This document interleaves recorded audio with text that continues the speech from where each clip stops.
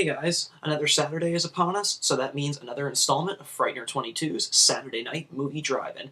I figured this week we would take a look at a film, a more recent film that I just recently picked up about a week and a half ago. So we're going to be taking a look at 1987's Rock and Roll Nightmare. Now, as I had mentioned, this is a recent pickup of mine that I had just seen, and I had never seen it before previously, so I thought it was the perfect opportunity to set up a review for Saturday Night Movie Drive-In.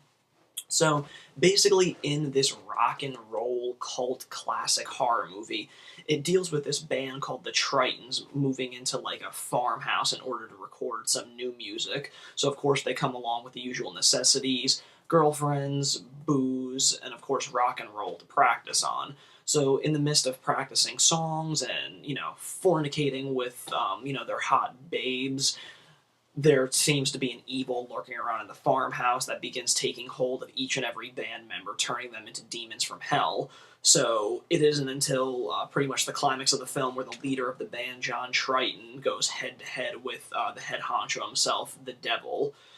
So basically, in a nutshell, that is the plot that we're dealing with. And I was always told from a buddy of mine, I had always been, curious to see this movie. I remember seeing this really great flashy box art that came with the DVD, this 2005, really awesome special edition that Synapse Films had put out.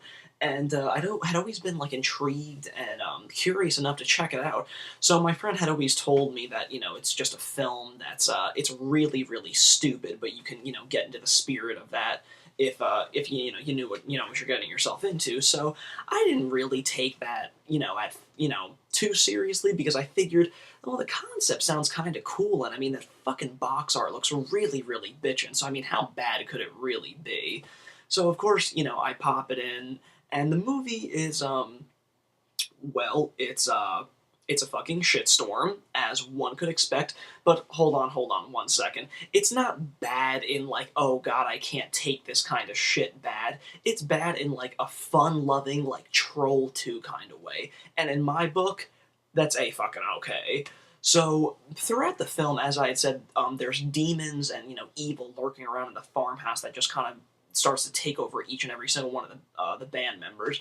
And the demon designs in this, I mean, you can obviously tell that they were working on, kind of a micro budget, but for them to be doing it, it actually worked out pretty well. I thought the demon designs were actually pretty cool and, really tongue-in-cheek, and it worked to their advantage a lot. There were these little bastards, like, crawling around throughout the film, and you can obviously tell just by like the way that the director shot them and stuff that they're more or less like hand puppets. So you just need to think like the fucking like the fucking Muppet Show, just like with a little bit more gloss and colors all over them. But that was the cool thing. I think it added to like the comedic effect of those creatures, and I kind of got brought back to just I couldn't help but think of like Jim Henson and the Muppets every time I saw these creatures that were just fucking hilarious on the screen.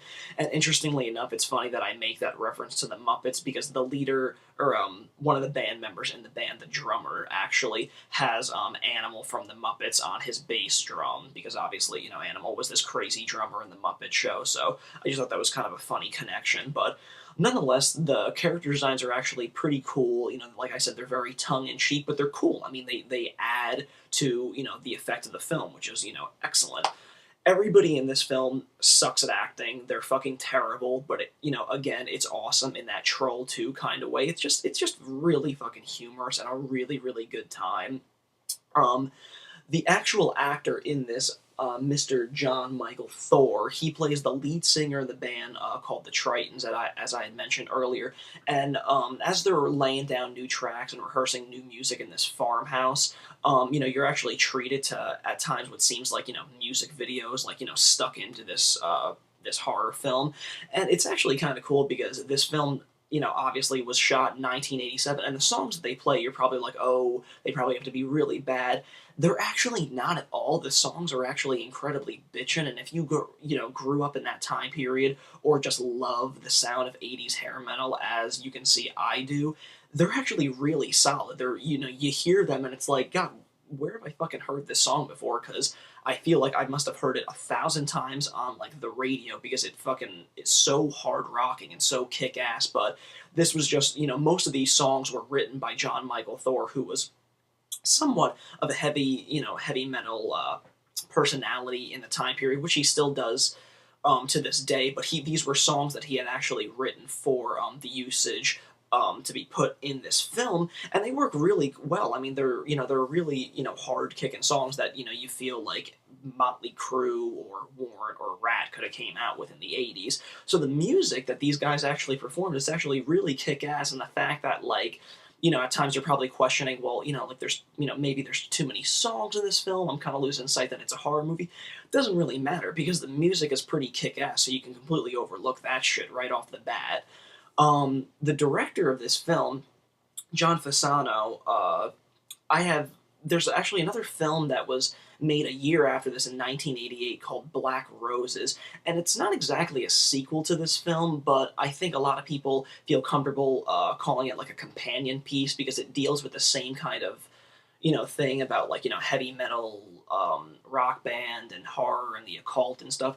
So from what I've heard, it's similar. I'm really excited to check that one out, but people have told me that that's actually a better made movie in comparison to Rock and Roll Nightmare, which is just a lot more comedic and a little bit more over the top. But Black Roses is the better, more well-made movie. But hopefully once I see that later down the road, perhaps there'll be a Saturday night movie drive-in review for Black Roses sometime.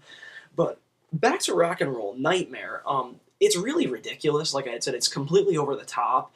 And it's great, but the coolest thing about it is that the lead singer, John Triton, it's like, by the end of the movie, it's just like you're so invested and, you're putting up with all these shitty performances. I mean, but they're great comedic performances. I mean, there were so many times where I just laughed out loud at how bad the performances were. So I was having a hoot and a really, really fucking good time during this. But it isn't until the end that there's just this, crazy reveal that John Triton is actually like this friggin' like superhero-esque like Thor character, and once he comes face to face with the devil, it's just pretty much this big like revelation and reveal to the devil that all the characters that were in the movie were just put there to distract the devil. Thanks to John Triton to make him think that there were people there to piss the devil off enough to show himself.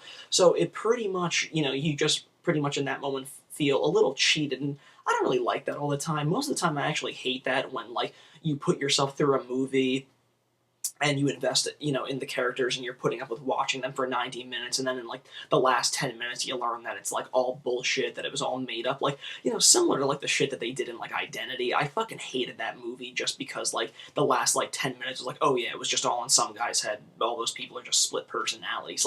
It's the same thing here, but considering that it's a movie like Rock and Roll Nightmare. Again, I overlook that, and I just, kind of, enjoy it for what it is and take it for all the fun and tongue-in-cheekness that it represents. So on that level, it was awesome, and, the big closing battle between John Triton and the devil is just totally over the top, fucking hysterical, just awesome. It's just, 80s cheese to, the max. I mean, I was up in my fucking teeth with cheese in this movie.